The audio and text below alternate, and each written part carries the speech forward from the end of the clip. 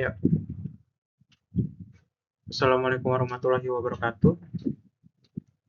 Perkenalkan, nama saya Saron Samuel Watimena dengan NIM 231011014 dari kelas IKA 23C.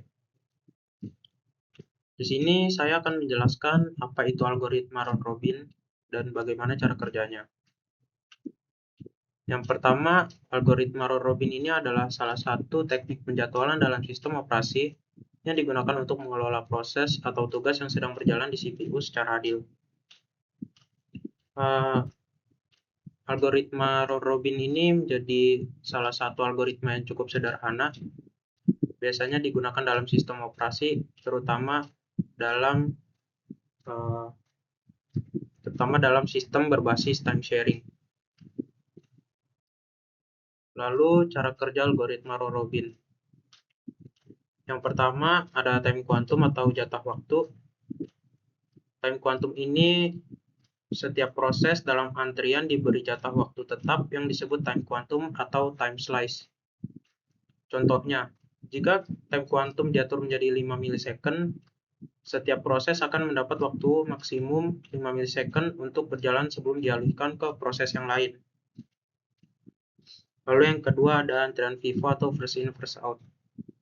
Antrian FIFO ini proses-proses ditempatkan dalam antrian FIFO atau proses yang masuk pertama kali akan dieksekusi terlebih dahulu. Lalu ada eksekusi proses. CPU menjalankan proses pertama dalam antrian selama time quantum yang ditetapkan. Jika selesai dalam time quantum yang dialokasikan, CPU akan langsung berpindah ke proses berikutnya. Lalu yang keempat ini, jika proses belum selesai. Jika proses tidak selesai dalam time quantum yang ditetapkan, proses akan diberhentikan sementara. Dan CPU akan berpindah ke proses berikutnya dalam antrian. Proses yang belum diselesaikan akan ditempatkan kembali di akhir antrian untuk menunggu giliran berikutnya. Lalu yang terakhir ini 5 peluang siklus. Siklus di atas terus diulang hingga semua proses di antrian selesai dieksekusi. Lalu kelebihan atau keuntungan algoritma round-robin. Yang pertama, adil untuk semua proses. Algoritma round-robin ini memberikan waktu yang sama untuk setiap proses dalam antrian, sehingga tidak ada proses yang dibiarkan terlalu lama. Semua proses mendapat kesempatan untuk menggunakan CPU secara merata yang menjadikan pilihan yang adil dalam penjadwalan. Lalu yang kedua, waktu respon yang cepat. Waktu respon yang cepat ini dengan membagi waktu yang menjadi time quantum yang tetap, algoritma ini memberikan respon yang cepat pada setiap proses berguna untuk sistem interaktif atau multitasking di mana pengguna atau aplikasi membutuhkan respon dalam waktu yang singkat. Lalu yang ketiga, sederhana dan mudah. Sederhana dan mudah ini artinya mudah diimplementasikan, cukup karena hanya menggunakan konsep antrian FIFO dan alokasi time quantum. Lalu yang keempat, mengurangi starvation. Starvation ini tidak seperti beberapa algoritma yang lain. Round-robin memastikan bahwa setiap proses mendapatkan kesempatan untuk dieksekusi. Hal ini mengurangi resiko starvation di mana proses tertentu mendapat waktu CPU sama sekali karena didahului oleh proses yang lain yang lebih lama. Lalu yang terakhir ini efektif untuk sistem time sharing. Maksudnya di sini sistem time sharing ini sangat cocok untuk melayani banyak pengguna atau aplikasi secara bersamaan ya. Lalu kekurangan algoritma round-robin. Yang pertama, overheat tinggi dari context switching. Algoritma round-robin sering melakukan pergantian proses karena setiap proses hanya berjalan dalam jatah waktu tertentu. Penggantian yang sering dilakukan ini menimbulkan overheat yang sangat tinggi. Lalu Pengaturan time kuantum yang terlalu besar. Pengaturan time kuantum yang kompleks, pemilihan ukuran time kuantum yang sangat krusial. Jika time kuantum terlalu kecil akan sering menjadi context switching, menyebabkan sistem menjadi lambat dan boros sumber daya. Jika time kuantum terlalu besar, algoritma akan berfungsi hampir seperti first come first served atau FCFS, di mana proses yang lama dapat menahan CPU terlalu lama dan menyebabkan waktu tunggu yang tinggi untuk proses yang lain. Lalu yang ketiga, ada waktu tunggu yang tidak optimal, karena setiap proses harus menunggu giliran kembali jika belum selesai dalam time kuantum. Waktu tunggu rata-rata untuk proses yang lebih panjang biasanya menjadi lebih tinggi. Lalu yang keempat ini tidak efisien untuk proses yang pendek. Untuk proses yang membutuhkan waktu eksekusi yang sangat pendek, algoritma ini bisa menjadi tidak efisien karena proses tersebut harus tetap menjalani semua giliran dalam proses antrian. Misalnya, jika kita ada proses yang hanya membutuhkan waktu sedikit tapi time kuantum besar, proses tersebut akan menunggu lebih lama dari yang diperlukan. Lalu yang terakhir ini tidak cocok untuk real time.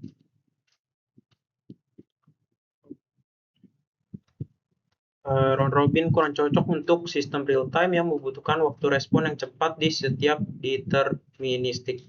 Karena setiap proses mendapatkan alokasi waktu yang sama tanpa memperhatikan prioritas, round robin ini tidak dapat menjamin bahwa proses tertentu akan selesai dalam waktu yang ditentukan. Oke, selanjutnya saya akan menjelaskan simulasi penjadwalan proses dengan menggunakan algoritma round robin. Ini ada contoh soal ya. Di sini ada proses, waktu datang, dan lama eksekusi. Di sini kita memiliki 5 proses A, B, C, D, dan E. Dengan waktu kedatangan A1, B2, C3, D4, dan E5. Masing-masing proses ini memiliki waktu eksekusi, yaitu A7, B5, C8, D2, dan E6. Lalu kita akan menentukan quantum time. Apa sih quantum time itu? Quantum time itu adalah jangka waktu tertentu yang diberikan kepada setiap proses untuk berjalan di CPU dalam algoritma penjadwalan seperti round robin. Misalnya di sini kita punya quantum time 3 atau 3 milisecond. Lalu saya di sini sudah menulis ulang ya dari lama eksekusi dalam sebuah proses. Lalu kita akan buat Gantt chart-nya. Jadi A akan diinterupsi sesuai dengan quantum time yang ini, yang 3.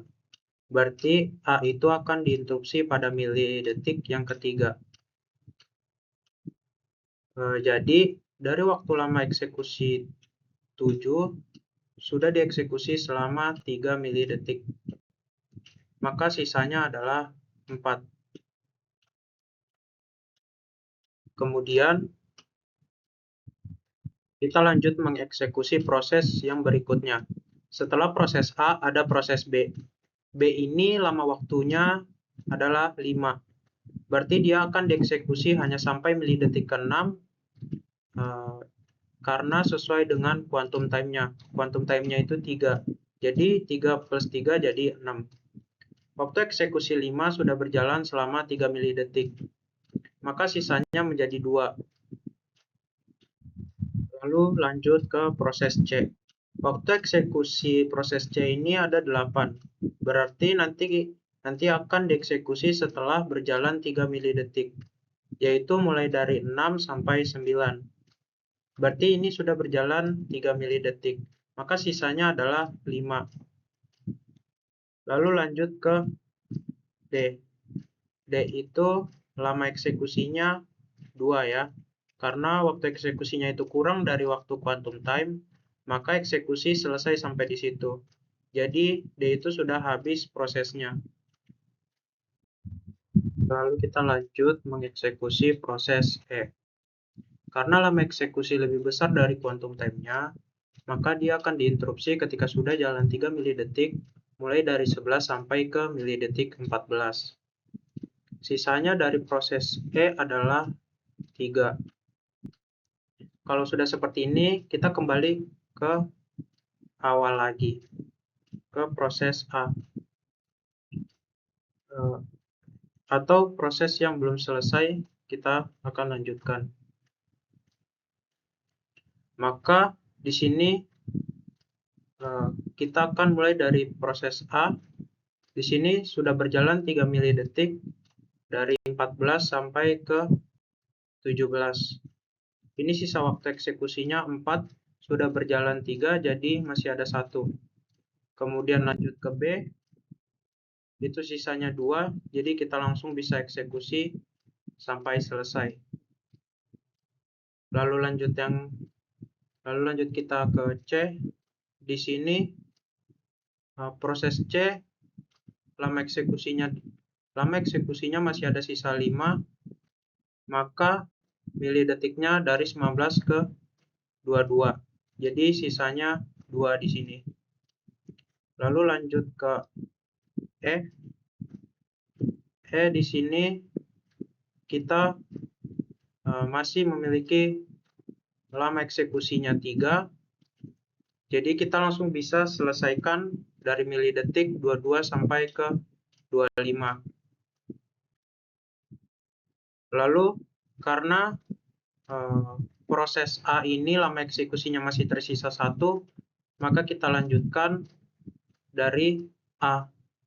Di sini karena sisa 1, maka milidetiknya kita selesaikan dari 25 sampai ke 26 karena menyisakan 1 milidetik.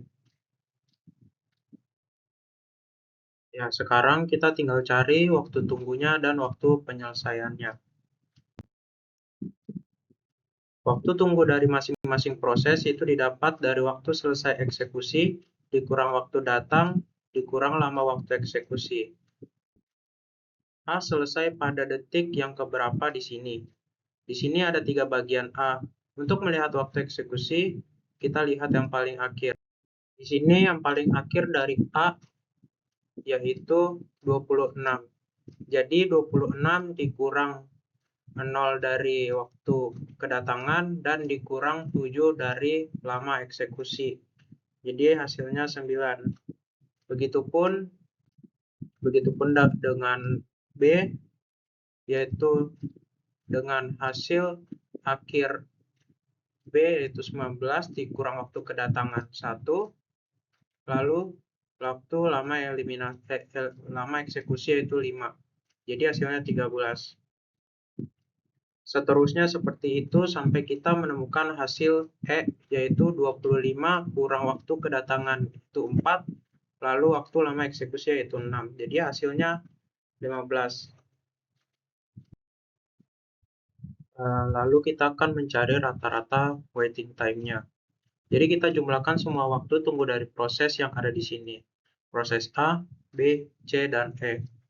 Lalu dibagi dengan jumlah prosesnya. Jadi jumlah prosesnya ini ada 5. Lalu kita akan mendapatkan hasil 14,2. Lalu selanjutnya kita akan mencari turnaround time. Didapat dari waktu tunggu dijumlahkan dengan lama waktu eksekusi. Waktu tunggu di proses A yaitu 19 ditambah dengan lama waktu eksekusi yaitu 7 sama dengan 26. Begitupun dengan proses B dengan waktu tunggu 16 dengan lama waktu eksekusi ditambah yaitu sama dengan 18. Seterusnya sampai E. Dan ini rata-ratanya kita jumlahkan semua, lalu kita bagi 5 sesuai dengan banyaknya proses. Yaitu kita akan mendapat 19,8 milidetik. Nah, ini adalah hasil dari penjadwalan algoritma round robin.